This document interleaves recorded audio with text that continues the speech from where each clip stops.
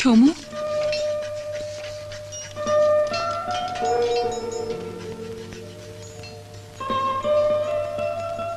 সমু, বলে ফেলুন। আমাকে আমাকে ক্ষমা করে দাও সমু। ক্ষমা? কেন? আমি তোমায় মজুরি দিয়ে অপমান করেছি। একটা মোটর মেকানিকের অপমান, তার জন্য আবার ক্ষমা? হ্যাঁ, সত্যি আপনার দ্বারা কিচ্ছু হবে না দিদিমণি। আরে আপনারা হচ্ছেন বড় লোক, আমাদের মতন গরিবদেরকে তো মজুরি দেবেনি। সমু, দেখুন দিদিমণি, আমি অনেক বড় লোক জানি যারা গরিবদের পরিশ্রমের দাম দিতে চায় না, বরং গরিবদের পয়সা মেরে আরো অনেক বেশি বড় লোক হতে চায়। কিন্তু আপনার শরীরে তো অনেক দয়া মায়া আছে, তাই আপনি আমার পরিশ্রমের দাম দিয়েছেন। প্লিজ সমু, ওভাবে বলো না প্লিজ।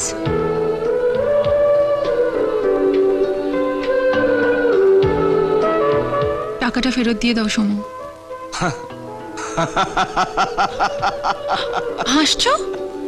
হাসবো না? একটা জিনিস দিয়ে ফেরত নিলে কি হয় জানেন? কি? কালীঘাটের কুকুর। হ্যাঁ, আর আমি আপনাকে কালীঘাটের কুকুর হতে দেব না। আমি জন্ম জন্ম ধরে আপনাকে এইভাবে, এই শরীরে, এই রূপে দেখতে চাই। এই দিদিমণির জন্য ঠান্ডা নিয়ে আয়। যাচ্ছি বস। পাগল। কখন থেকে দাঁড়িয়ে আছেন দিদিমণি? এই টুলে বসুন তো। আপনাকে দেখলে মনে হয় আপনি একবারই নিজেদের লোক, শহরের মেয়ে বলে মনেই হয় না। কেন ভাই, শহরের মেয়েদের বুঝি 10টা হাত আর 10টা পা থাকে? আসলে তা নয়। আর শহরের মেয়েরা তো ফ্যাশন করে, কত কায়দায় ড্রেস পরে, নকশা করে।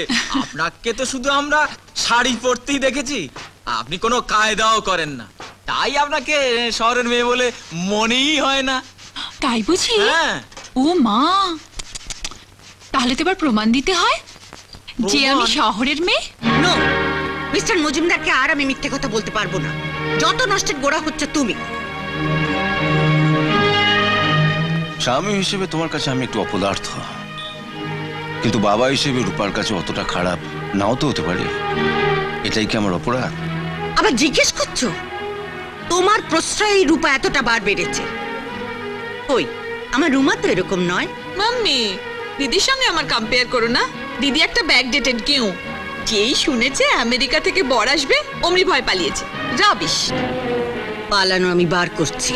শোনো, আমি বুঝতে পারছি যে রূপা তোমার আশকারাতেই এই কাজ করেছে, তাই তোমাকেই রূপাকে খুঁজে বার করতে হবে। রূপা এ বাড়ি থেকে চলে যাবার সময় ঠিক যেমনটি ছিল ঠিক তেমনটি করে আমার সামনে এনে হাজির করবে। তা যদি না করো তাহলে আমি পুলিশে খবর দেব। আন্ডারস্ট্যান্ড? ষষ্ঠী, বলুন স্যার। এক কাপ গরম চা আমার ঘরে পাঠিয়ে দে। ওরে মহাদেব, আশ্চর্য, কিরকম একটা নির্বিকার মুখ করে চলে গেল। দেখলি রুমা, আমার বিশ্বাস তোর বাপই রূপাকে কোথাও সরিয়েছে।